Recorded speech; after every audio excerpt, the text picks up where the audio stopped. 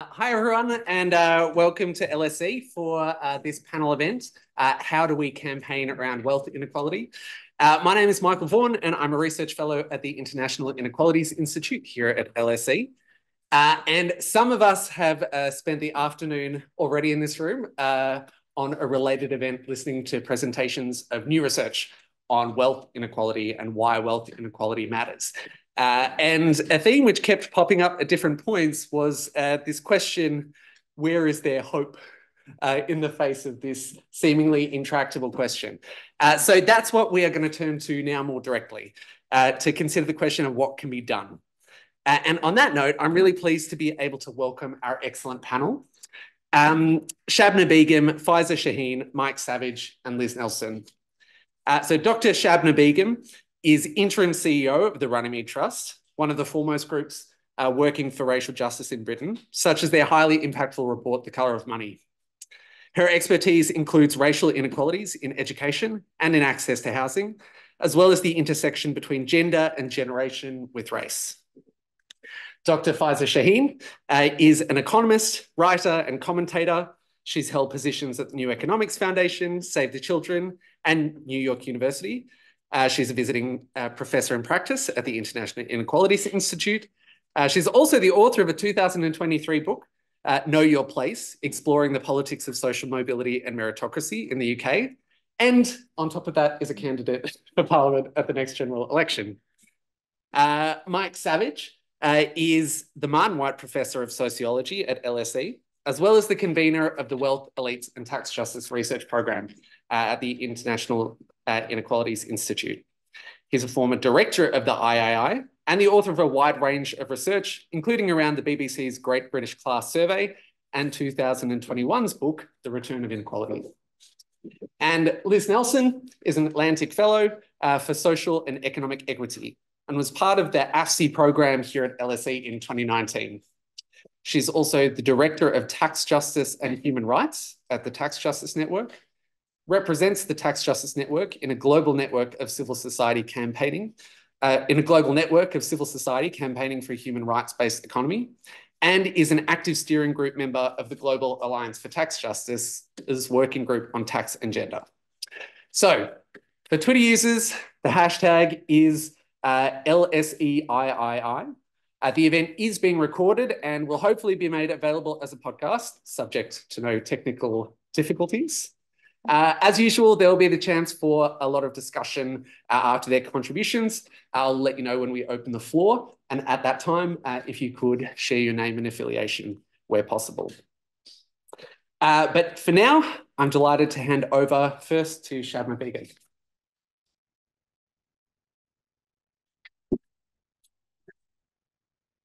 Thank you. Thank you for that introduction. And I am so pleased to be here and to have spent the afternoon actually in the company of the authors who contributed to the report that we've been discussing. So as Michael said, I am interim CEO at the Runnymede Trust, and the Runnymede Trust are a racial justice think tank which focus on a whole wide portfolio of things from crime, education, health, and wealth is one of them. And wealth is increasingly sitting at the heart of what we want to do going forwards as well.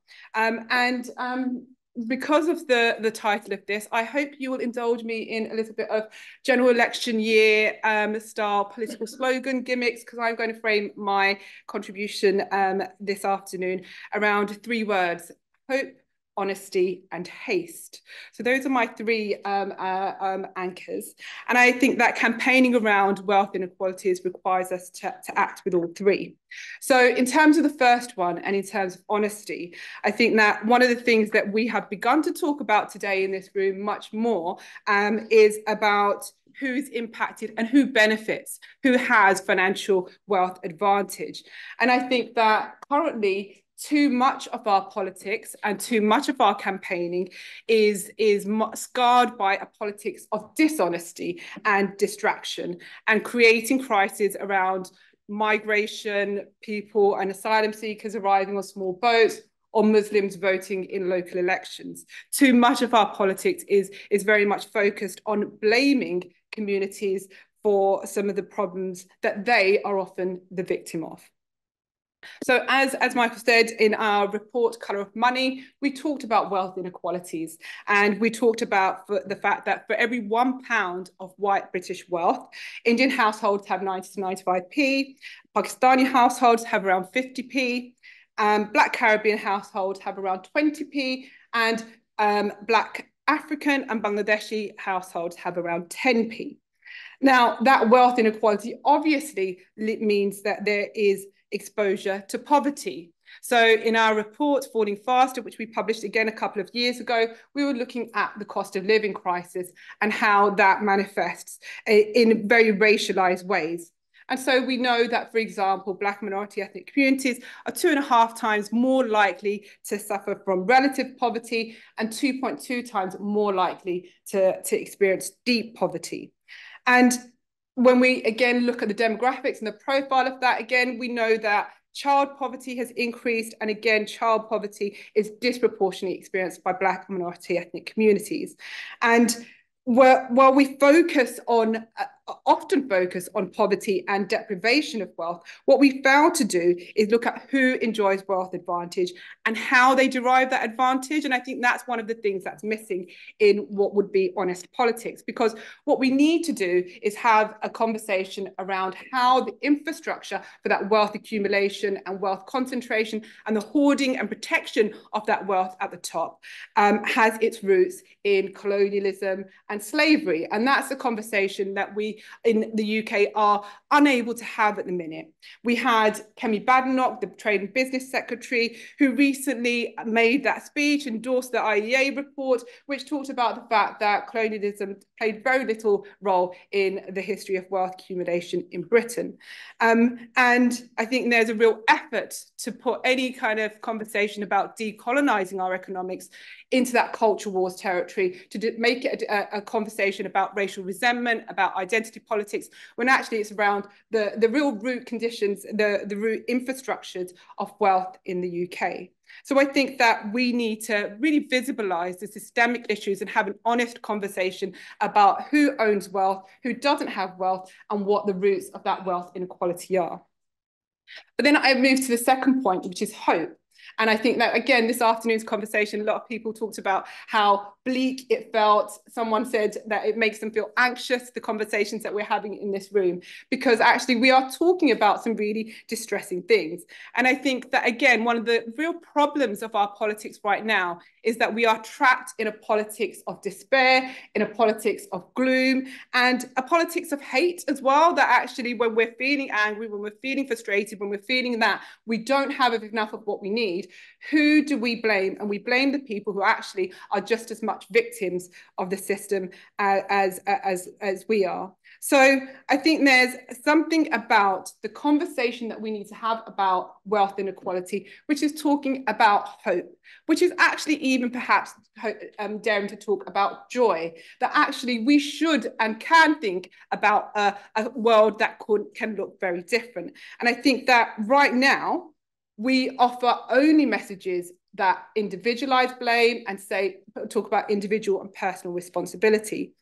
The campaigning that I've seen all the way through this year, this early election campaigning that we've seen, is a really depressing, monotonous diet. It is all about timid ideas about what can and can't be done, about fiscal responsibility, about budget deficits. And actually, if we continue to operate there, who is inspired to come out and vote? Who is inspired to come out and think that actually we can and should be working for something better? And I think about, Sasha, your presentation, and about people who were talking about what politics meant to them. And people are turned off from politics because actually politics doesn't seem to be offering any solutions. It seems to be offering little crumbs here and there, and those crumbs come with a lot of poison. So I think that our campaigning around wealth inequalities has to imagine something bigger and better. And again, refusing this false dichotomy. I think we are told that when we start talking about colonialism and empire and decolonizing our economics, we're told that, well, it's in opposition to the left behind. and that's often in like really racially exclusionary terms. The left behind are the white working class who are left behind. But actually, I think there's a real potential for us to be campaigning around wealth inequalities, where we talk about structural racism, where we talk about colonialism and empire, and we talk about it as a unifying way of building solidarity between different communities, because actually the systems that oppress different racially minoritized groups are the same systems that are oppressing white working class communities. And so being able to change the conversation from the one that we currently have, which is about this idea that it's either we kind of rescue the white working class, or we kind of fight for racial justice. They're absolutely one and the same, and we need to dismantle the systems that are operating against both those communities. And I guess the other thing about hope, and I was having this conversation as well, is that I'm not an economist. And you always find it really difficult to follow the numbers, but I do also know that the economy was built by us as human beings. It's a system that was built by us. It's not something that is wildly out of our control. It is something that was built by us, and so we can build it differently as well. And I think that's really important, that we don't give that sense to people. The language of austerity has always been, oh God, it's terrible, and this is what it's like, and this is what we have to do. We don't want to do this, but we have to do this because otherwise this is what happens to the economy. And I think we need to change the way that we talk about the economy. It's not something that happens to us. We build it. We make political choices that make it act in certain ways. And so I think that we need to have a politics of hope. And finally, I'm going to talk about haste. I wanted a H in there because I had honesty and hope, but there had to be a H. Going through the stories, what am I going to do? But anyway, but haste made sense to me, because also I think the other thing is that Faiza and I live in neighbouring areas, but 3 in 9 people in my area use a food bank or have used a food bank. We're talking about desperate situation. Again, I think that one of the things that I think that when we're talking about these issues, we're often talking the long term. We're talking about how we're going to change the system. Absolutely, the system needs to change, but we also need a politics that addresses the urgency of where people are now. People who can't eat, people who are living in hazardous homes, people who are subject to absolute poverty.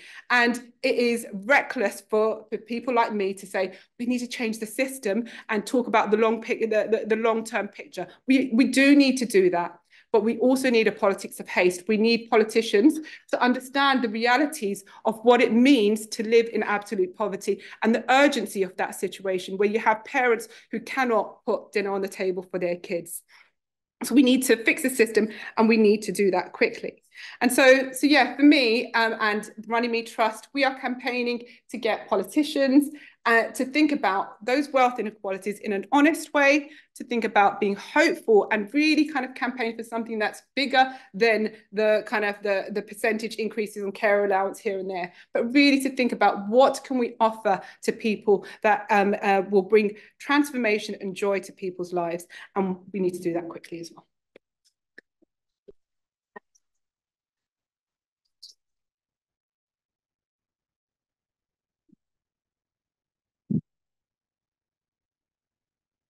Great, thank you everyone. And actually I'm going to echo a lot of that.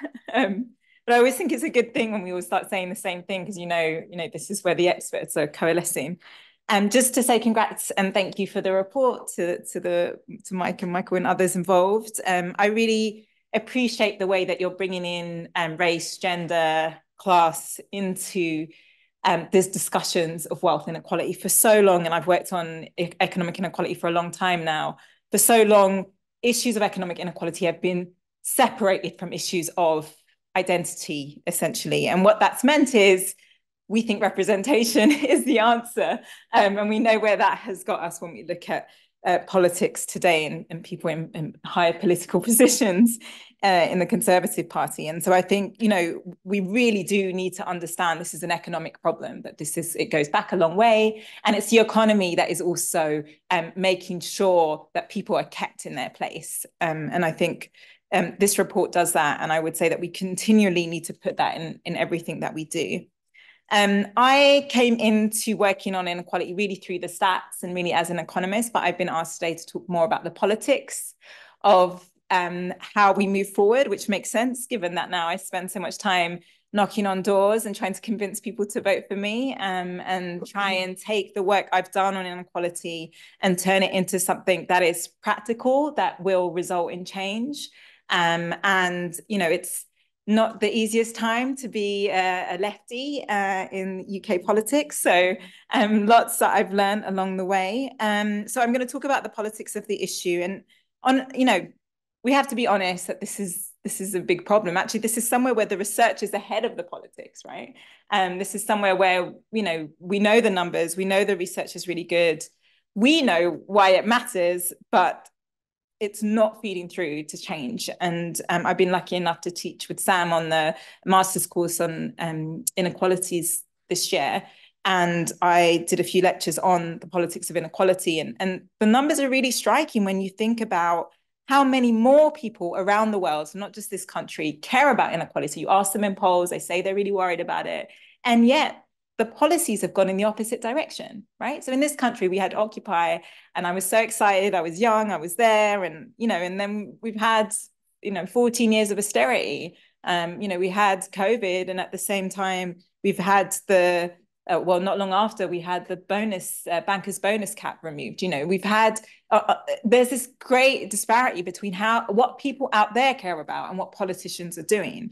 And we have to think seriously about how we move forward and how we get through that barrier. So I'm going to talk about 4 barriers and 4 ways forward. And we really do need to change that political calculation. And so, you know, this is kind of what I'm thinking. I've just had a baby, so while I'm feeding him, I'm thinking about some of these things. So firstly, and this is what my book is about, really, this issue of who is rich and why they're rich is very much embedded in the story of social mobility, of meritocracy, of anyone can make it if they work hard enough. You know, that is there in people's psyche. And I hear it on the doorstep. I hear people say, well, you know, it's taxing the rich, you know, I could be rich one day. You know, essentially, like, they think that they could be the exception one day, or their child could be the exception one day. And they think that tax is unfair. They actually do. I mean, that has been drummed into people's minds. They think that the money you earn, your housing wealth, and the rest of it comes from purely your hard work, which is just obviously not the case. And I think we really need to do a lot more in turning that around, because we are faced with a TV industry we've got a diet of TV shows that tell us, you know, reality TV shows are like, someone can make it, you know. And I always think, because I'm so old, of that lottery advert back in the day, which was like this blue hand, and it came out and it was like, it could be you. And that's just kind of in people's heads. It's powerful. It's a powerful story. It's hopeful, right? And in this time when people are so hard up and struggling, of course they want to believe that they could be rich one day too.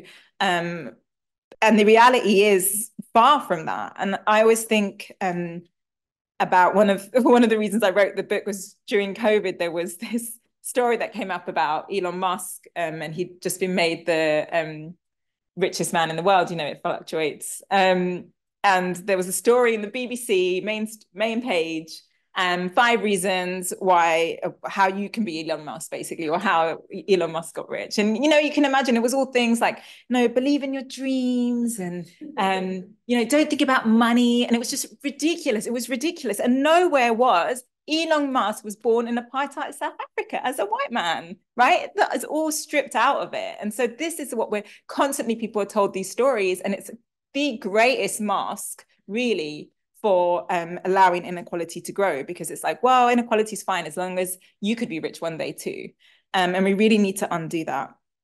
Secondly, is lobbying and vested interest, and you talk about that in the report. I mean, it's so huge. Listen, look, I'm not on the same list as some of my colleagues as parliamentary candidates, but I get emails constantly, Bupa, private rail companies inviting me to drinks, Barclays sending me a report about my constituency, trying to ingratiate themselves. It's constant. And I compared it with a friend of mine, and I don't even get half of what she gets because I'm already on the lefty list somewhere, right? And so this is a real serious thing. They are coming. The vested interests are there. They're ready. They have whole teams working on this, and they try everything. And you know, this didn't just start now. I was selected 2 years ago. Within a few weeks, I was started getting these emails. I'm in a what is thought to be, and which hopefully will be a seat that is very much expected to turn Labour. This isn't a conspiracy theory, it's just true. And that those voices in the ears of those at the top, saying like, oh, we should think again about a wealth tax, you'll scare people. The amount of people that message me and say, or talk to me and say, oh, I would vote for Labour, but what's this private school VAT? It's really, and they're so good at lobbying. They really get themselves together. Like I'm getting emails from local private school heads.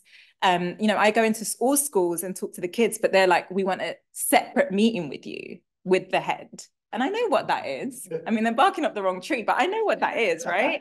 And it's a real worry, and it's not democracy. And that's the reality. And something that's even more alarming now is, and a lot of you would have missed this, I only know this because I had to really look into it for my donations and the campaign, is that they've changed the electoral regulations around donations to the campaign so that you don't have to declare. Actually now, unless it's an election period, so when Rishi Sunak declares, finally, says that there's an election happening, at that point, then I'll have to declare who's giving me money. Right now, I'm fine. So these people can take money from anywhere, and they don't even really need to say it. They've just changed the rules on this. And this is happening all the time. So you can imagine all the people with wealth are absolutely making sure that the powerful are working for them as much as possible. And it's very hard to fight that. I think a lot of my colleagues would find that hard, right? And they're not people that have worked on inequality for a long time. So lobbying is the second thing we really have to deal with. Thirdly is, and this has been mentioned, really the ability to distract us with culture wars, divisive narratives. They've just done such a good job on it, and it's completely manufactured. And I remember back in 2018 hearing about, oh my God, his name's gone out of head, but Boris Johnson's main advisor, Dominic Cummings. He was running focus groups in the North to see if he could annoy people, if they could annoy people by talking about trans people, right? It's completely manufactured. They found it could annoy people, and then they do a big, push on it. And this is what's happening. They often do the white working class narrative, which is work that I was lucky enough to do with Runnymede. They completely separate working class people, and they pit them against each other, and they create a very strong culture war. So they create instead of looking at the baddies at the top, they look at the baddies, as your neighbors.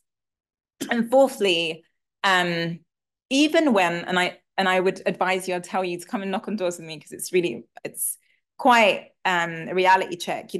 So many people are just so despondent. Even when they're like, oh, we like you and we agree, they're like, but it's not going to change, is it? Who's going to really change this? There's so much despondency. And I always say to people, look, it's perfect. It's perfect for the people that don't want anything to change, that want things in their favor, that you think that you feel that. I understand it, but it means that there's no pressure then on them to act, because they know people like you that want change aren't going to vote. They know that there's huge despondency, and it's young people, it's a lot of people, much more than when I was running in 2019. It's really striking. And it goes back to kind of why we need to have hopeful campaigns. So where do we go? What do we do? I was really lucky enough to work on a global project that did give me a lot of hope, working with governments around the world that had either left or centre-left governments in charge that were willing to do a bit more about inequality, when it was a real change from working here for so long. And one thing that several governments did at the time of COVID was what they call a solidarity tax. So they put in what they said were short-term taxes on wealth, on income sometimes, on different types of revenue. And they said this is a solidarity tax at this time. Now, why was that important? Because you could have called it a wealth tax, you could have called it an extra income tax, is that it was called a solidarity tax, right? It had a very strong story that went along with it. It said, this is a real national time of emergency. Those people with more need to give more. we need to come together. And they had very clear campaigns and communications around that. And it really drummed in the idea of this responsibility that the rich should have. And it meant that there wasn't the backlash.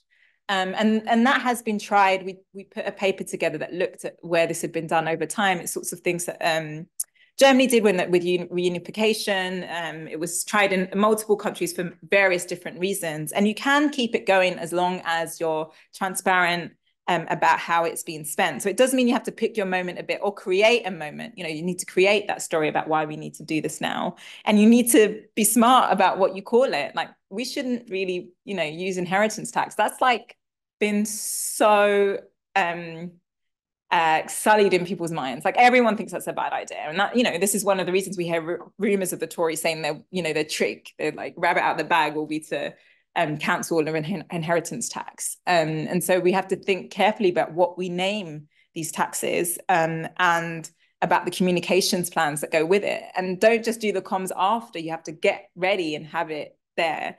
And so, you know, it takes a lot of planning. Secondly is we need to expose as much as possible all of the dark things that are happening in the background. So I think we did a really good job, and the Good Law Project was very good on this around the COVID contracts, and they're still going on that. And people bring that up on the doorstep. So it has resonated. People have heard that. They're like, oh, how comes they took all our money and, you know, gave it to their friends? So that people do hear that, the cash for honors type things that happen, all of that stuff we need to expose as much as possible. But with solutions, because otherwise what happens is that, again, people just feel despondent. They know about it, they're angry about it, but they feel like, well, there's nothing that's going to be done. So we need to be there with solutions and potentially where it has worked in other countries where they did manage to limit the extent to which sort of corruption and state capture was happening. Thirdly is we need to find our allies, and hopefully I can be one of those allies. We need to find voices, especially in Parliament, that can try and drive these things forward and think about legislation and policy and be those voices. You know, it can feel like there's no one to look to, but there are a group of people that are interested in this issue. And yeah, they need support in terms of the research, and they're getting lobbied. Remember, they're getting like 1 million emails telling them to go the opposite way. So they need you to put pressure on them. And fourthly, we need to build the social movements. And I was just reading something today about social movements and why they too often like fizzle out. We really need to make sure that we're not co-opted. We really need to make sure that we're not satisfied with just the end of a non-dom status, which is really just a basic starting point, really, isn't it? We can't just be like, okay, we got that. That's fine. We can work on something else now. You have to be really think about it long term. So what's the 1-year plan? What's the 5-year plan? What's the 20-year plan here, right? Yeah, so those are the 4 things I've been thinking about where we go. So learning from others and thinking about comms, especially exposing the corruption, finding the allies, and 4th, making sure we build the sustainable social movements. And on that, I will say, please come and join my campaign. And someone that works with me, Alexia, is here to take emails, and you'd be very welcome. Thank you.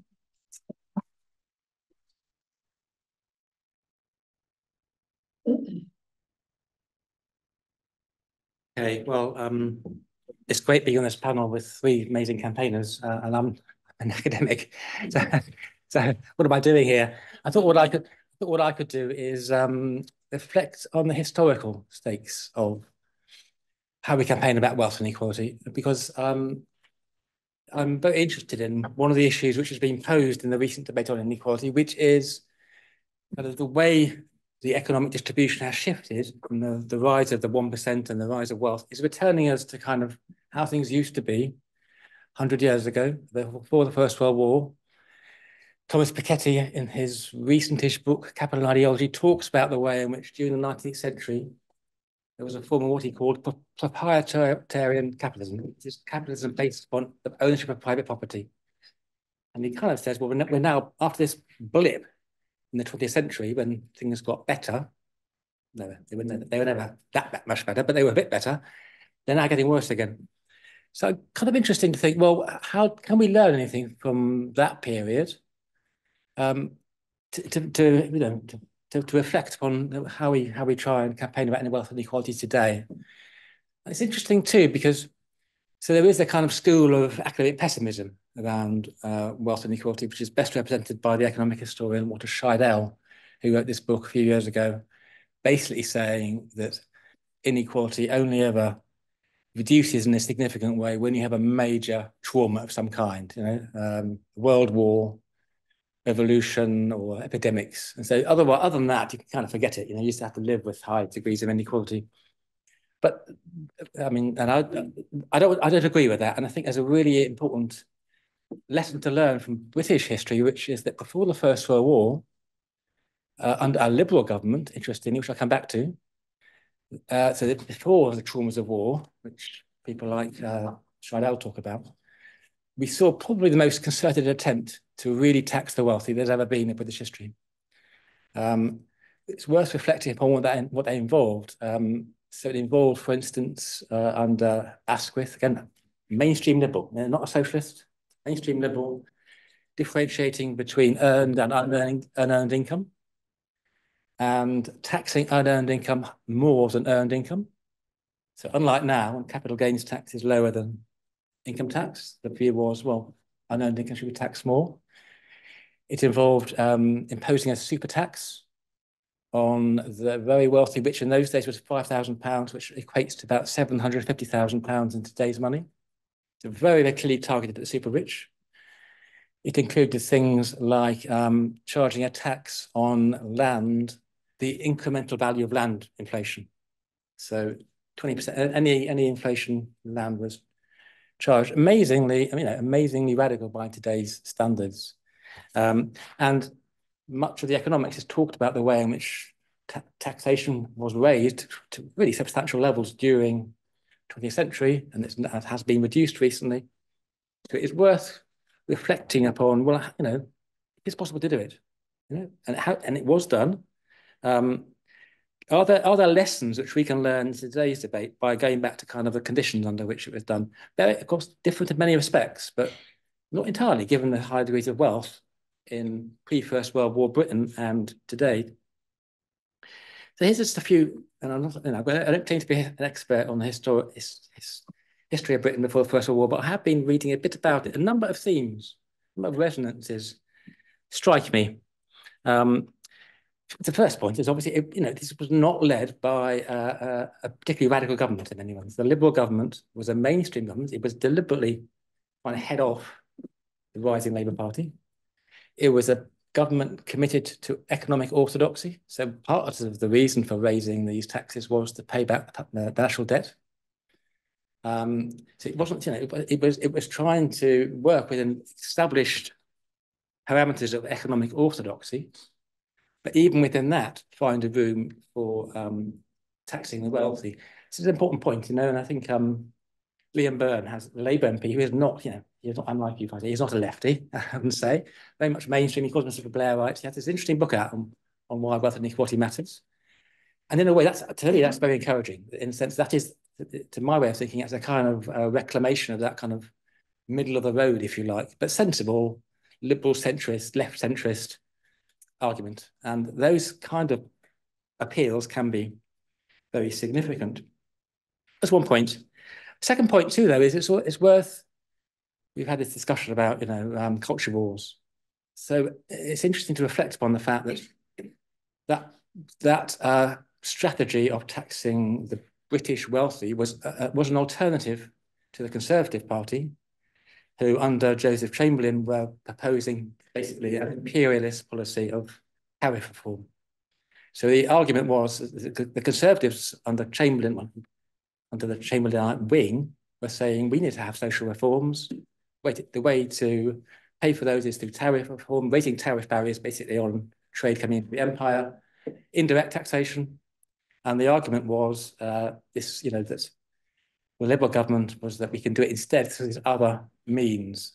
Some of the liberals, liberals behind this were clearly anti-imperialist. I mean, Hobson, whose book on empire influenced Lenin, was the most famous of these. It's worth reflecting upon that. There was a kind of quasi anti-imperialist argument in all this too, which is saying we raise the tax here, we don't somehow see it as part of an imperialist project. It's a bit more complex than that, because they were also defending free trade, which was a kind of imperial project in a different kind of way. But there's something there which is interesting. So again, I think it's part of a wider critique. It was actually about thinking about how you pitch taxation in a way which is thinking about the geopolitics of Britain, where it stands in the world. Third point, which I think is really important, and it really reflects what we tried to be doing in this report, which was talked about. Why was that pitch for wealth taxation successful? It was successful because it extended from a purely economic critique to make a social critique. It did that because during this period, the main beneficiaries of wealth were the landed aristocracy, their huge estates, who were also in the House of Lords. And the House of Lords tried to block these reforms. And so it's pretty easy for the Liberals to say, look, the people whose interests are most affected by these proposals are the ones who are just defending themselves out of pure self-interest. So the critique became a critique of the aristocratic landed order. And you find that very, very clearly in Lloyd George, for instance, against the landed classes. And that extension of the argument about taxation to make it a critique around the unfairness of social elites, if you like, aristocratic elites, was extremely effective for getting the message over and extending it to wider themes. But it wasn't just aristocracy, because this was also the moment of the suffragettes and arguments about property and where women fit into the kind of nature of property ownership. There have been some reforms in the 19th century. So the issue of wealth was linked into a bigger social analysis and could then be used to mobilize and lever in support. Fourth point, which really links into the things Shabna and Faiza have been talking about. It's really interesting, sort of new liberal philosophy of money, of wealth. This was really the vision pitched by the Manchester Guardian, as it was. It's a Manchester Guardian, very influential, so-called new liberalism. And what they did is, not they did, but people like Hobson, people like Lionel Hobhouse, who worked at the LSE, pitched a vision of where does wealth come from? And the argument was wealth is produced by communal public activity. Therefore, the logic was it's only right if wealth increases, inflates, that the community should get something back. The notion that you can simply say wealth is a private resource and the only people benefiting from wealth are the individual property owners was something they resisted. It became a critique of rentier capital. It's exactly why they managed to say you should tax unearned income, earned income. Those kinds of logics are very powerful. This became really important for not just criticizing wealth inequality, it was also reclaiming a different way of understanding wealth. It's exactly, I think, what Faiza was talking about when she talked about the solidarity tax. You think about ways of critiquing high levels of wealth inequality by championing an alternative theory of where wealth comes from. I think that's really, really important because here I am going to go on speaking as a sociologist. I think the purely economic distributional critique, saying this is incredibly unfair how wealth is so unevenly divided, that's a crucial starting point, if you like, but it's not enough by itself to get the bigger social mobilization going around it. You need to build upon that and link into a much bigger discursive, ideological, whatever, way of thinking. And that really links into some of the things which we've been talking about today. And again, goes back to what Shabna and Faiza were talking about. But it's also sparked off by thinking about the Wealth Tax Commission, which Aaron and Andy were involved in. One of the things they did in that was they had a public opinion poll about attitudes towards the wealth tax. And one of the things which really intrigued me was that things may well have changed in the years since he did that, but that there was very little public interest in taxing pension funds, your pension funds, or taxing your own personal house. So when it comes to those sort of things, most people didn't want those taxed. But when it came to looking at things like second homes, investment properties, financial instruments, there was much more enthusiasm. In other words, people can be quite discriminating about what kinds of wealth does one do, do you need to live a good life? It does involve things like housing, some of the pension. versus where is wealth being used strategically, where is it being used in ways which are conveying advantage and it's being used to lever in extra money, selfishly, if you like.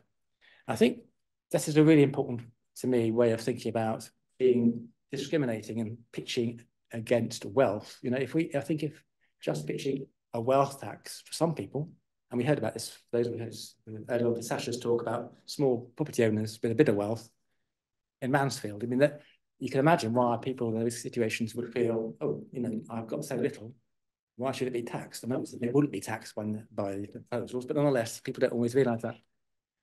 So the language, I think, needs to be quite discriminating. And Sarah Kerr, who's here, and Michael, be thinking about what's the language we use. For instance, do we need to distinguish between kind of ordinary wealth or excess wealth? And we're obviously having this debate now about libertarianism.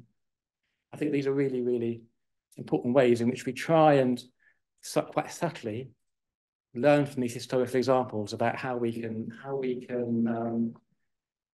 empathetically support certain kinds of wealth, public wealth, you know, wealth as a public resource, and defend, you know, people's right to be wealthy in a certain kind of collective way, and target the forms of wealth which are seen to be an unfair, strategic, instrumental, purely geared towards rent extraction and those sorts of things. And I think if that could be done, there could well be some lessons from this a certain kind of success which happened more than 100 years ago.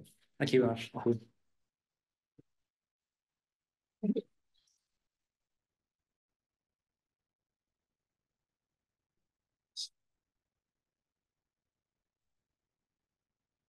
Hi, everyone.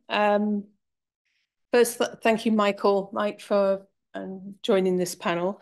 I wanted to use this time, the short time they've got. Some of it is perhaps a bit repetitive to what has already been said, and certainly in the report that's been published. But I wanted to talk about shifting narrative, because as a campaigner, that's a really important piece of our work, is to shift the narrative and to push the boundaries of how people are thinking about the concept. So I want to do that.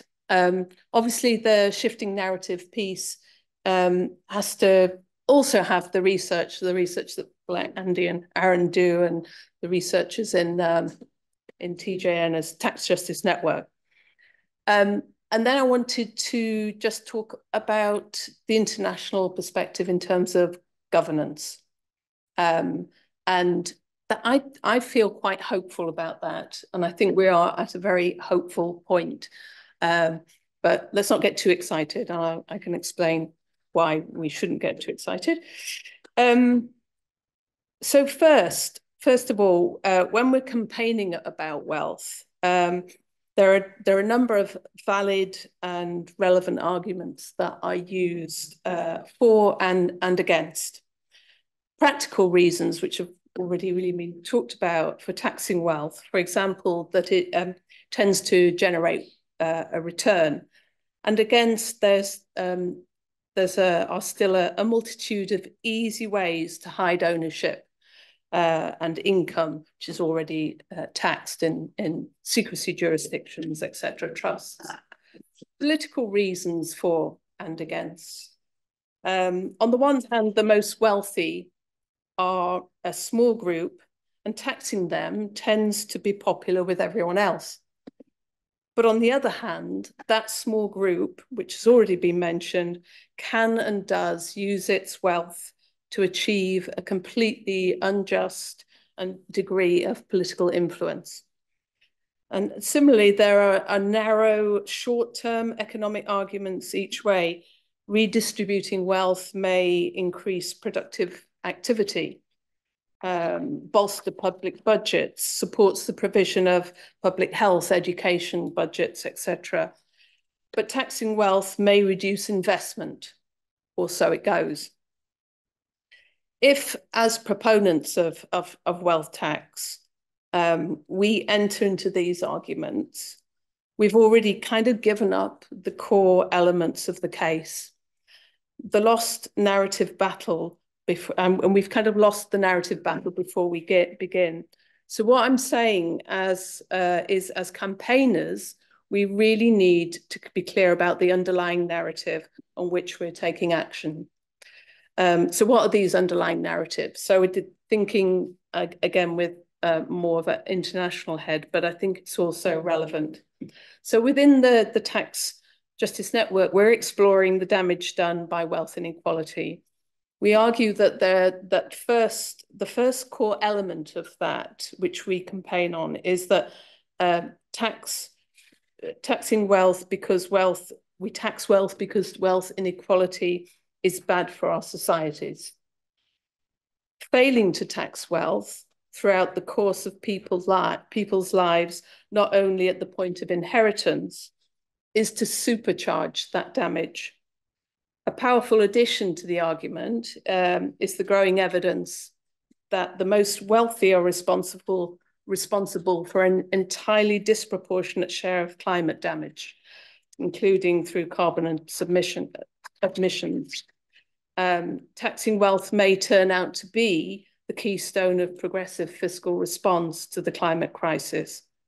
And so we should not, therefore, tax extreme wealth just to raise revenue, to generate economic activity, or to achieve political support, although they may do all those things and achieve those ends. Rather, we should tax wealth to bolster social mobility, to defend our democratic processes, to strengthen the social contract, and to improve wider outcomes, including public health and planetary sustainability. Now, that means sending a signal that extreme wealth should be regarded as a social bad, and we should tax extreme wealth with the deliberate intent of curbing it. The second core element, which the other speakers have also raised, represents a challenge to the validity of the underlying distribution of wealth in its entirety. So specifically, we should tax wealth in order to bring much of it back into public hands, because the worldwide distribution of wealth is largely illegitimate. So there are four main reasons, again, being discussed, and certainly in the report, to underpin this legitimacy, which I'll just touch on briefly. Patriarchy is responsible for most women in many parts of the world throughout a great many centuries having a zero or greatly reduced possibility to establish ownership of land or wealth or of income generating activities. Racism or racial capitalism is responsible both for the racialization, as in non-white, of many groups all around the world during recent centuries in particular, and for the profound implications for group members' past and ongoing ability to establish ownership and to benefit from economic advancement. Empire, the period of formal European empires, in particular, responsible for vast and violent economic extraction, as yet unrepaired. And finally, tax. So the persistent failure of the international tax rules set for the last century by the then former imperial powers, the League of Nations and then the OECD, and the material distortion of the global economy caused by the resulting cross-border tax abuse of both multinationals and wealthy individuals is responsible for continuing large-scale economic extraction from the global south to the north, and also underpins the failures of countries, even in the north, to be able to curb the wealth inequalities effectively. The systemic within and between inequalities, country inequalities associated with each of the four reasons, not only act simultaneously in the present days, but also overlap their impacts on key groups, perhaps most powerfully of all on women of colour in countries of the global south who face intersecting injustices from every dimension combined. So these are the basis to inform a quite different conversation about taxing wealth. And the starting point that extreme wealth inequalities cause social harm is the basis for deliberately punitive rates of wealth tax. The starting point that the distribution of wealth is in itself largely illegitimate is the basis for understanding that the high rates of wealth tax would not in fact be punitive, but reparative in nature. The fact that the same groups who are most affected are also at greater risk from the climate crisis, largely due to the same extractive activities and denial of ownership possibilities that they have faced over centuries, adds further power to the case for a reparative approach to wealth taxation. The emphasis of the first element, it's bad for our societies, on the social damage of wealth inequalities is a national, as has been said, a national level argument that supports wealth taxes attuned to the specifics of the national wealth distribution. The second core element set out here, reflecting the illegitimacy of the distribution of wealth, contains both powerful components both for the national and for the international. Taxing extreme wealth globally, in addition to national wealth taxes, never as an alternative, has the potential to generate substantial revenues to redistribute reparative purposes. So just turning on to the kind of international perspective and a bit of hope, I think. So our international campaigning focuses on the governance of international tax rules. Why? Because the current system of governance is dominated by layers of powerful wealth. The OECD, which is the current governance body for international tax, is a club of 38 rich countries where most of the wealthiest people reside. There are only 11 billionaires, I think, in sub-Saharan Africa. And wealthy multinationals are also resident while sourcing their wealth from resident in northern countries and OECD countries, member states, while sourcing their wealth from the lowest income countries and some of the extraction from some of the poorest societies.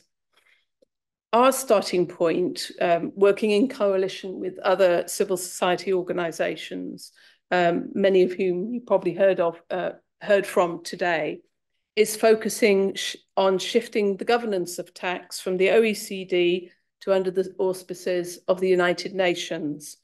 A framework convention on tax is the goal.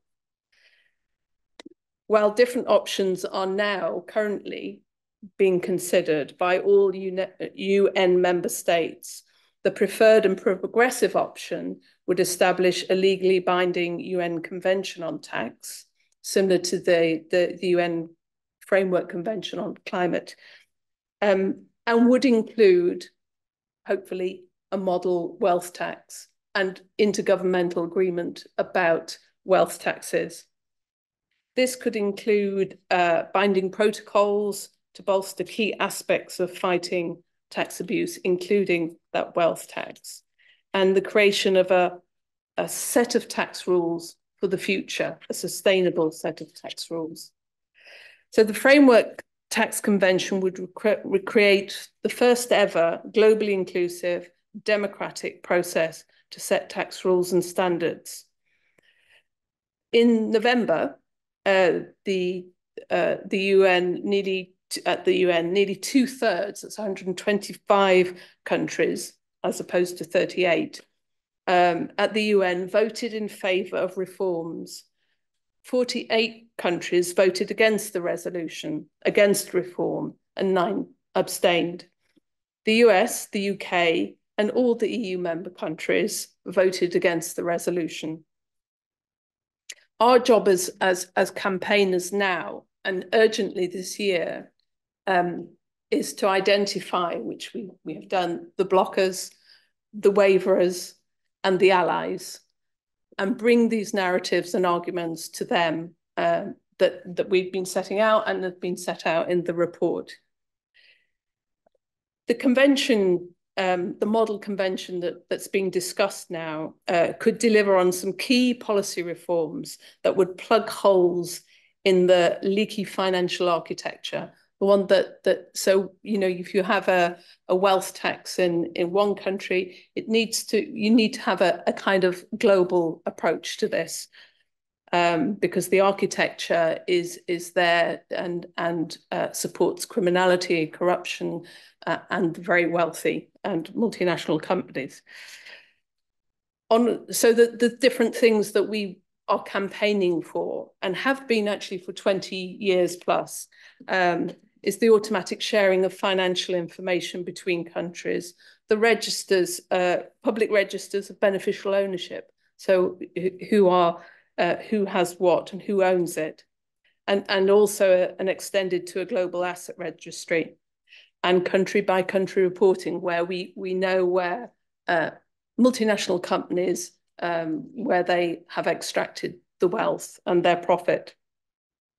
This provides for the opportunity for relatively quick wins, the convention approach, on areas of these tax policies to deliver transparency that can start to curb profit shifting and wealthy evasion, and begin to address inequalities not only within countries but between countries. So there is real momentum at the moment, and the intergovernmental dialogue now taking place requires our support big time. Like I said, we need to talk to the blockers, talk to the supporters alike, those wavering on the fence, and to hear they need to hear these narratives, as well as the more politically convenient arguments, and to continue this momentum. The UN resolution under discussion provides the opportunity for quick wins. And this is the year that we could, the next 12 months, that we could really push that forward. But as you can imagine, there are many, many powerful sources that are working against us. So there are quick wins on the transparency policy issues, and raising standards and ensuring that all countries can benefit in the outcome of this convention. So I'll leave it there.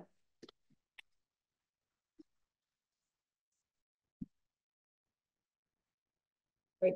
Thank you to the panelists. And so we're going to move to the discussion section, but I know that usually chairs discourage comments and ask purely for questions, but I'm going to be a little bit more open-minded on that front, because I know we've got a great audience with lots of people with experience and perspectives to share. So if you have a question or a comment or reflection in response, just signal to me now. Yes. Can you hear me? Specifically about campaigning, there's a report from the Working Class Advocacy Group we played some time ago that said that the people who are at the sharp end of wealth inequality, working class people, find themselves underrepresented and find themselves having their voices suppressed when they work for anti-poverty organisations and think tanks working on issues like this. I'd like to know if the panel think it's important that people at the sharp end of this can go from being Exhibit A in these debates to someone who is making the case. Start on that. I think that's a really important point. I think that a lot of the conversation in think tanks currently is about lived experience, and we must kind of, add a sense of lived experience. Yes, of course, we have sense of lived experience, and our research methodologies should do that. But actually, that's to really compensate for the fact that we don't have those people within the organisation already. And I think so there is a real kind of urgency to not just kind of bypass the fact that your recruitment and the way in which you work as an organisation is not allowing people to come through, and thinking that you're just going to do that work by creating opportunities which are not, you know, compensated in the same way, etc. So I think there is a real issue with that, and I think at Runnymede Trust we have tried to think about how we recruit to make sure that, for example, we've changed our recruitment criteria, so the kind of conventional, traditional qualifications that we look for people, not to kind of privilege those and to see those as the only ways in which to kind of see virtue. So I think that there is a real problem around that and what you described. I think from my perspective, I come from a working class background, but I obviously live a very middle class life now, and in terms of kind of, certainly in terms of kind of my material conditions. But I would argue that I have, you know, a working class background, working class values, and those inform the work that I do.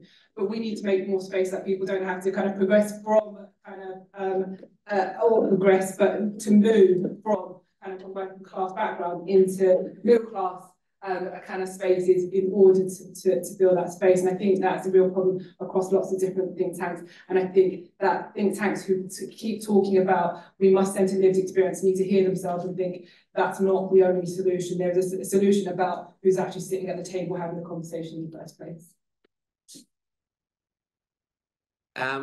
While other people are getting their questions ready, I have one of my own, which is that the idea of solidarity taxes and learning from other countries seemed really interesting to me. I'm still learning about the culture and discourse of the UK, but I know in Australia, I think a lot of politicians would struggle to get those words out.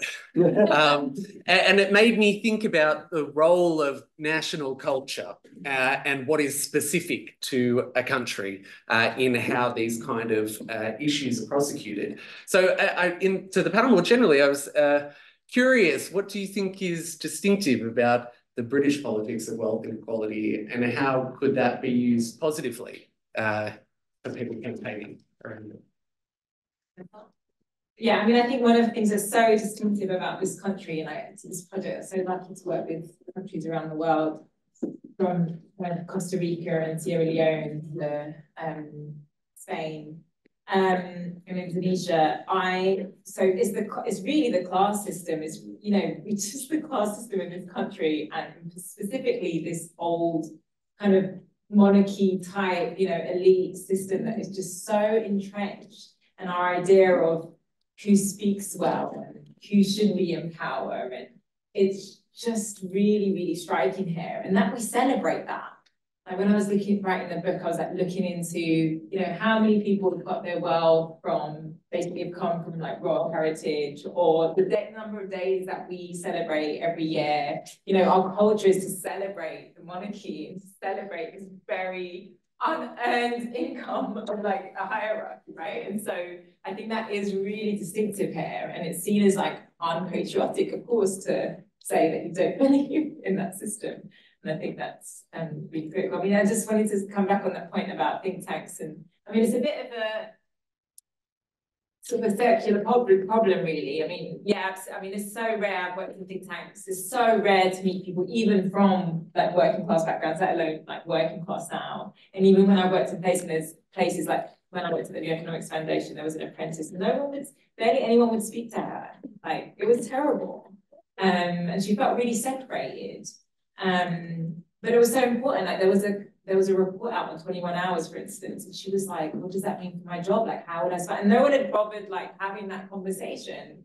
But yeah, I mean, I think, but then, you know, who we hire in think tanks go through Russell Group universities or what have you, so then it just like immediately knocks those out. So yeah, it's a serious problem to consider. And I think maybe a kind of apprenticeships and those sorts of things are good.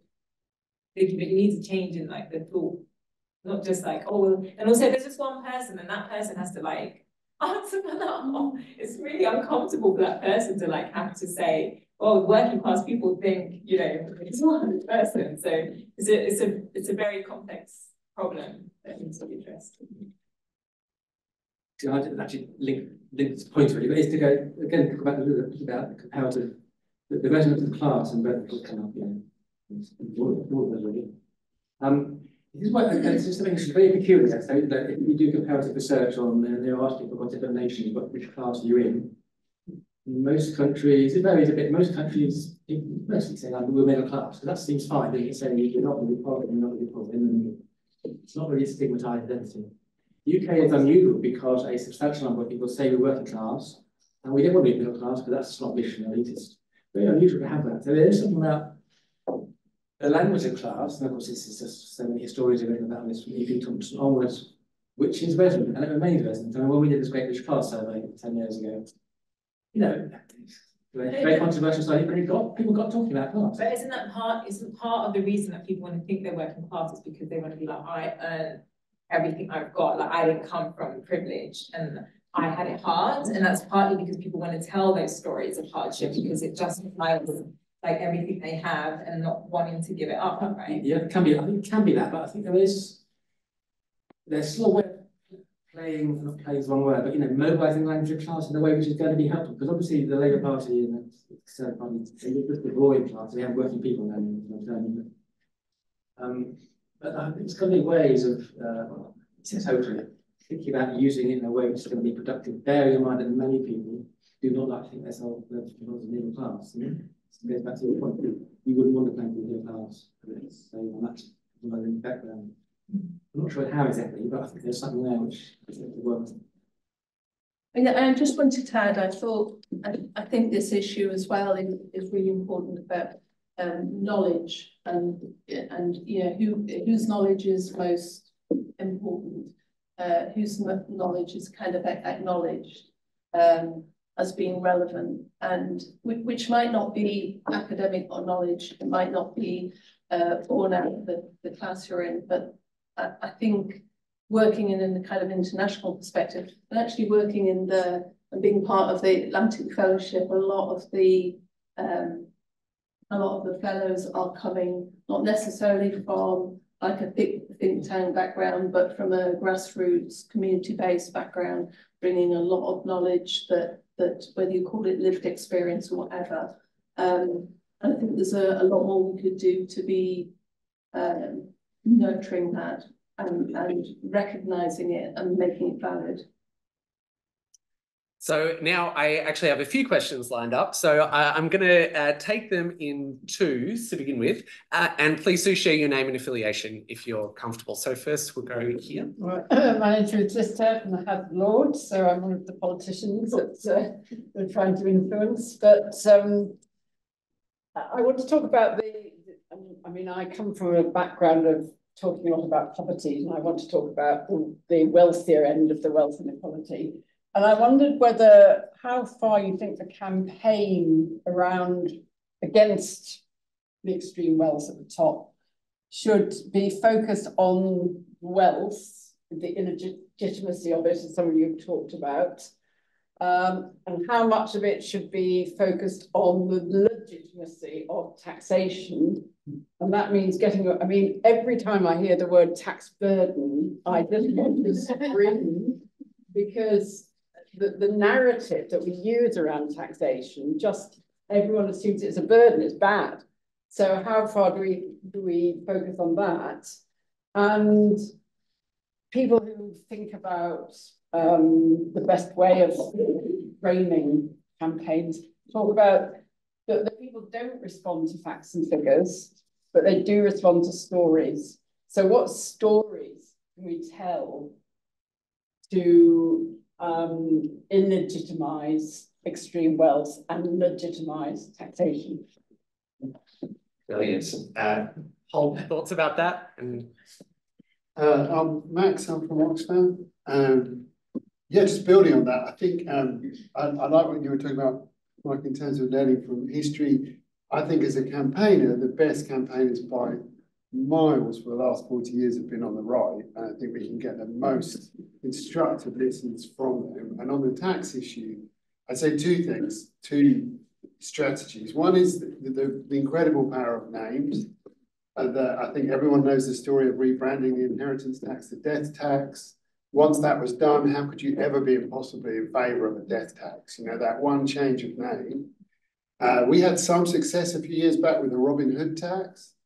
Very hard to be against a Robin Hood tax, you know, because it brings with it the sense that the rich don't deserve their money, that we need to give it to the poor. So that whole kind of solidarity thing came with it, and it was also very funny. We also all got to wear tights and dress up and stuff. You know, campaigns have got to be fun.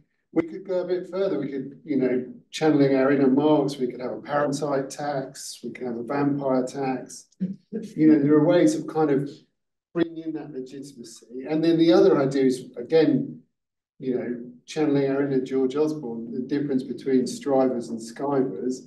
I think every billionaire is a thief, but, you know, trying to give the impression that, you know, whether it's a nepo tax or inherited money or these people, the illegitimacy, and in the same way that the focus on the skivers just led to a general disaffection with benefits, this, you know, sinking social attitudes towards the poor. I think there's something really to be said about really zeroing in on the worst offenders. And I think that would make a big, big difference. Those are two kind of lessons, I think, from the right that we've been thinking about in Oxfam. Responses. Well, I think the point about legitimacy of wealth and then how much we focus on tax, and I think it's hard to separate them. But I do think you know, there's some real power in the language, and that you know, that George Osborne used to, we talked about we're all in it together, and clearly we're not, and we never have been. And I think as Max was saying, I think there's some real, you have to work really hard to really pinpoint those stories and those narratives and that language.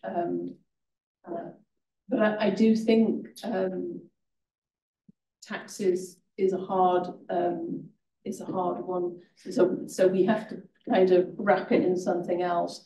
I mean, people don't like paying tax, but I think we also have to recognise that we're not all in it together, and we have to target those that are chucking people out the boat.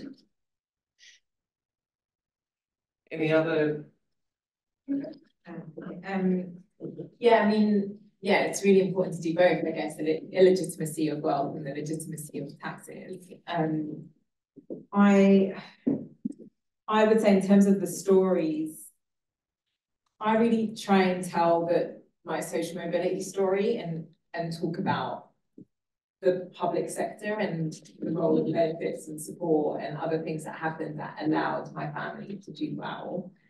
We don't hear those stories. We often hear, oh, you know, you made it, you got into Oxford, therefore everyone can do it, and it was just your hard work. And how can we tell our stories in different ways where we are honest about things that helped us and supported us and the luck that was involved, right? I always say, my mum was from Pakistan. If I'd been born in Pakistan, obviously, like just that one thing accounts for, like, if you look at various studies, that accounts for about 80% of where you'll end up in the global income spectrum, right? And so I think we need to take those sorts of stories that already have a place in people's minds and like tell the truth around those social mobility stories and the reality of who stays at the top. I think that, yeah, absolutely agree on the deserving rich. I think we need to have the undeserving rich and those stories. People need to understand, you know, I think in a way it's been done quite well with like Jeff Bezos, so that people understand that his money has come from paying people poorly. And, you know, we just need to keep telling those stories. I mean, the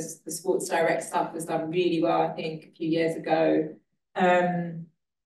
I think the patriotic millionaire stuff, like rich people coming out and saying tax is small, again, being honest about why they're rich and where they got it from. I've just been thinking recently about how the difference a documentary on the post office scandal made. And like, what is the documentary? What is the personalized stories here that you can tell kind of in a mass level, use things like documentaries? And then also giving it to young people to do on TikTok, right? Like that's where a lot of people get information now. I got a bit addicted to it. I've been like, just got all my tips on how to be a good mom from TikTok. Yeah, so, you know, and there's this like bite size, you know, it plays to an audience that's kind of already relevant to injustices, and making sure that they understand some of the reasons, some of the research, and let them use it and tell that story how they want to tell it. Yeah, I agree with all of that and what's been said. I guess that coming back to Sasha, your presentation as well from before, I think what you talked about being kind of chatted around about at the pub in Mansfield would have been a very similar conversation to that someone that I could have, a conversation that I could have had with someone sitting in East London marketing South Hamlets. Because those experiences of kind of how home ownership, what to buy, had kind of actually created other problems further down the line for children and all the other things. Those wealth inequalities and how they play out and manifest are very similar across communities. And I think that we've been talking about kind of how the myth of meritocracy and how powerful that is. But actually, we also have another part of working class kind of language where we talk about social contract and working class solidarity. And I think that there's a real kind of value to us re-socializing what that social contract looks like and really talking about the social contract as being something that is the reason why we pay tax. You know, so this idea of like no one likes to pay tax. I actually don't mind paying tax. I'm quite happy to pay tax. I'm happy to pay tax because I want my communities to thrive. I want the infrastructure of my community to be there. So I think that kind of stretching people's understandings and imagination back to a conversation that I think we were once familiar with, but which has been erased because we have been kind of so subjected to culture wars, divisive narratives. It's all about individuals and not even necessarily talking about working people, but actually deserving families and deserving, you know, so like shrinking down who should have access to social goods. And we need to change all of that. And I think there's so much around language framing that is there and is a potential for us to use. And we need to do it. I'm not going to dress up in green tie, so Sorry, I'm speaking to you. I just thought of something that really worked well years ago. When I was at the Young Economics Foundation, they did this report called The Bit Rich, where they looked at the wealth created by hospital cleaners and people do recycling and compared it to bankers, and it got so much attention. Like there was call shows set up on the radio about it, and they had a cleaner going, yeah, actually I contribute a lot. And so actually I think getting into some of those jobs, which after COVID you would hope it was easier because they're all called essential workers, but you know that term went quite quickly. But I think some of that would be really helpful. I mean, I've never worked on a think tank report that has resonated so much. I actually think storytelling is crucial when we've lost the government of that. But I actually think we actually see more and more of these very interesting stories being used now and mobilised. The example I'm thinking of is the one with Gary Stevenson, the trading game, which is bestseller, so I understand it, and the hardback. We had the law a few weeks ago. One of the very interesting things too is, in Emma, we've done our comms, but we've had a number of these sort of sellout events. So quite a few ones, you know. We had Liam Byrne, we had Gary Stevenson, and you know I was chairing, I was on the panel for all of them, so I could see the audience, very different audiences, and it's kind of interesting that there's some same and debates in ways very different arguments, differing arguments, but actually there are some resonances across them. So I think there are really interesting ways about how creative writing and fiction is being used in storytelling ways, which are kind of exposing injustices and a lot of fictional things coming out. Eleanor Frank, you know, the social media story, Italian class woman. It's actually quite a big genre. Okay, so we are in the home stretch. So what I'm going to do is actually just take all of the remaining questions in one go, and then give a chance for final responses if that's okay. So Andy, here, and here. I'm Andy Summers in the law school at LSE and one of the authors of the Wealth Tax Commission with Aaron O'Varney and Emma Chamberlain. I just wanted to pick up on Mike's point about the polling around the Wealth Tax Commission and something that's been mentioned a few times in this session and earlier this afternoon about this sort of nascent distinction between bad wealth and good wealth, and the idea that people are in favour of a wealth tax, but sort of not on pensions and houses and things. And I think this places us sort of tax wonks in a bit of a difficult position, because our view on the Wealth Tax Commission was that distinguishing between different types of asset is actually the road to ruin for wealth taxes. And yet clearly it does have some public resonance. And on the other hand, if you want to distinguish between different sources of wealth, we have a tax that actually does that really well, which is inheritance tax in relation to one source of wealth. Or the tax is not effective, but the concept of taxing inheritances is precisely targeted at a source of wealth that in the abstract most people think is not sort of merited, or you might class in the bad source of wealth category. And yet famously inheritance tax is really unpopular. So there is a bit of a tension here that we need to acknowledge between sort of what some of us would recommend for design of good taxes, and then what it takes to garner public support for a particular tax might not actually always be pulling in the same direction. So I'd be interested in the panel's reflections on that. So thank you very much. There was a lot of resonance between the different speakers in the panel. And what I was particularly struck by the way, my name is Nima Paidapati. I'm a lecturer across the street in King's in the Department of Political Economy. What really struck me about this particular panel was the emphasis on hope, on possibility, on solidarity, on a lot of the kind of more positive messaging, as opposed to the negative messaging that is all around us, both about wealth and inequality, but also about the state of the UK economy. And as somebody who works on racial inequality and who works on racial capitalism and its history, I think it's very important to understand where the illegitimate nature of this divide comes from. However, as I'm sitting here and thinking about these hopeful messages, I'm wondering whether trying to talk about the illegitimacy of wealth accumulation actually ends up rhetorically reinforcing the idea that there is, in fact, good wealth versus bad wealth, that there are those people who worked hard and earned it versus those people who didn't, and that to some extent, even if that is a necessary part of the narrative, whether that increases despondency, it increases division. I'm wondering, essentially the question is this: is there a tension between talking about the illegitimacy of our current wealth distribution on the one hand, and trying to hone in on more hopeful collectivist messages of what is possible if we build an economy that works for a greater share of the country? Yeah. Hi, Ariadne Froman from the Australian National University. I'm going to do a plug first. So Michael and I have a book coming out on successful advocacy storytelling campaigns. And it kind of talks about how the personal and empathy, stories that generate empathy really matter, but also that you need heroes and villains in your stories. So that's also part of how those stories kind of get propelled. And you also need to be thinking about who your audience is. You don't have the same story for all audiences that are going to work and be heard in the same way. Different audiences matter, different channels matter.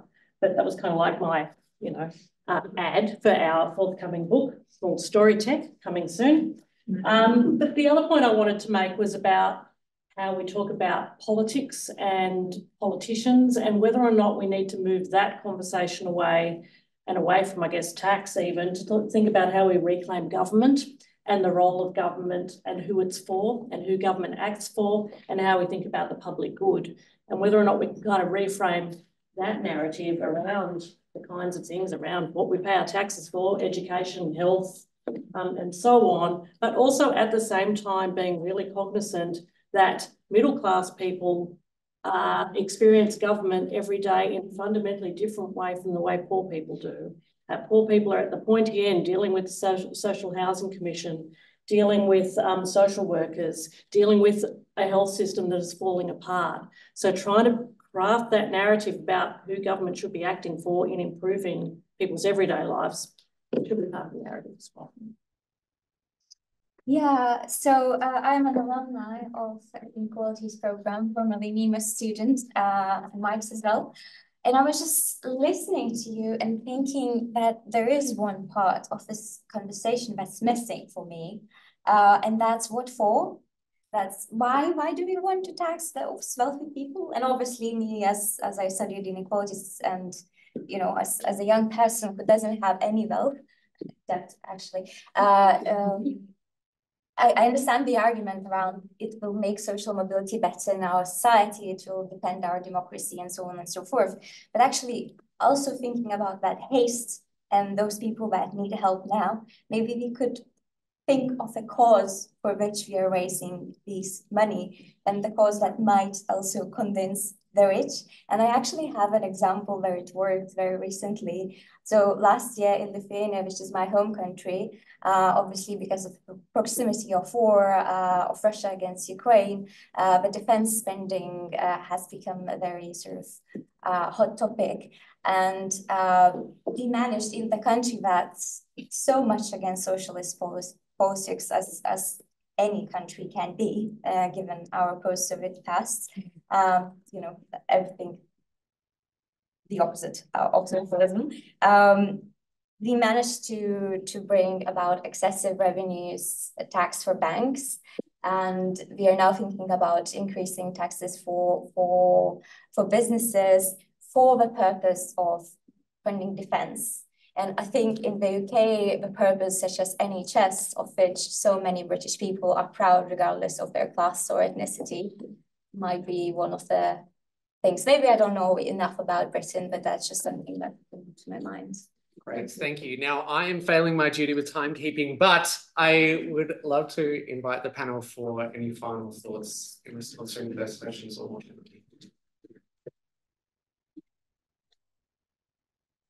Shall I go back? I was about to speak. So just on the point about kind of legitimacy and how we frame it, and I think the question was very similar. I think from my perspective, when we go down the road of kind of hardworking versus the more kind of reckless scroungers, deserving, undeserving, when we go down that road, then we always create binaries and create division, and we speak to that kind of quite toxic narrative. For me, I think that we need to kind of go back to the universalist rights-based idea about social contract where we all invest and we all benefit, and that we don't have to qualify, and like, you know, those qualifications always are racialized, gendered, classes, and they never work for us. So I think that we need to campaign around what inequality goes in the universalist right-based kind of argument.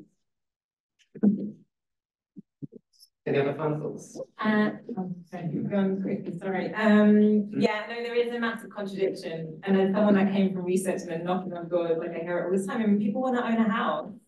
And, you know, if you take about, oh, we don't want to put taxes on housing, but housing wealth has been one of the major sources of, right, the increasing wealth of this country. And so it's kind of quite hard for then us as policy thinkers and researchers to be like, okay, take housing out of the equation. I think there's something that we really need to consider, which is that so often we do focus groups of polling and we think we have to just be where people are, but we should try and persuade people. I mean, this is what's happened in politics. They run all these focus groups and they're like, oh my God, we can't say this, can't say that, we just do that. But what about the journey that we might need to take people on? And it's not to patronize people, but it's like for some issues, we do need to change in a particular way. And so we need to think about what helps to take people on a journey. I think, you know, a lot of people talk about hypothecating, and that's what the solidarity taxes were doing in a lot of these countries. They were saying we're doing this right now because of COVID next, we're going to put it into this. But I know the Treasury hates hypothecating. I mean, there's lots of like practical reasons why like hypothecating can be difficult, but I do think right now in this moment, like you say, what for? There's lots. I mean, the climate is the most obvious thing, but yeah, NHS and the rest of it. There's a bit of an issue around that. A lot of kind of economists would say, that lefty economists would say, we don't want to pay into the idea of like there's only taxes that pay for public services. But anyway, it's tricky, and this is why we kind of need to like work this through and have a kind of more precise plan on what we say to who on what. And I think one thing we should be careful about is that people do want to have security, and wealth is security, and so we should be careful not to put off everyone by saying like having any wealth is like a bad thing, it makes you a bad person. So it can come across like that if you own a house. Yeah, I'll leave it there. In the same vein, and sort of applies to you, yeah, it's kind of what we're dealing with, actually, we're talking about is a more clearly differentiated between capital and wealth. And then you can have your analysis of racial capitalism as capitalism, and wealth can be used in the broader sense. Wealth, think of John Rusty, there's no wealth but life, wealth, no commonwealth. All these concepts don't necessarily need to be seen as a form of wealth as capital. What happens today is things become a bit confused, and the wealth thing gets used a lot. Now, that's where being strategic is important. And I think somehow I think we're all on the same page. Not how to phrase it, but sometimes differentiation between good wealth and bad wealth will be in different terms, different ways of pitching. That's something really inescapable if you want to make some of the right messages. Well, just briefly, couple of thoughts. One is it really makes me angry that when we talk about deserving wealth and so on, and this kind of correlation between if you're poor, then you probably deserve that, as opposed to if you're wealthy, you must have worked hard for it. And I think that narrative it seems to be really strong. And as a woman, as a mother, I kind of recognise that working hard to keep a family together must be very incredibly difficult. And so that kind of input into what work, the caring activity that particularly women do, just doesn't measure up to the accumulation of wealth that happens. So that was one thing. The other thing, just to mention that my colleague and also an Atlantic fellow, Sergio Chapero, is going to publish a blog, I think next week, which will also kind of highlight those countries that are working on wealth taxes, like in Latin America, in particular Colombia, and also in the African region. So I know wealth taxes, some wealth taxes haven't worked in some countries, but I think it's worth, there's a different political dynamic that's happening now around those wealth taxes and the possibilities. Brilliant. Okay, thank you so much. It's been a great pleasure for me to chair the panel, and thank you to our speakers for giving up their time, and thanks to all of you.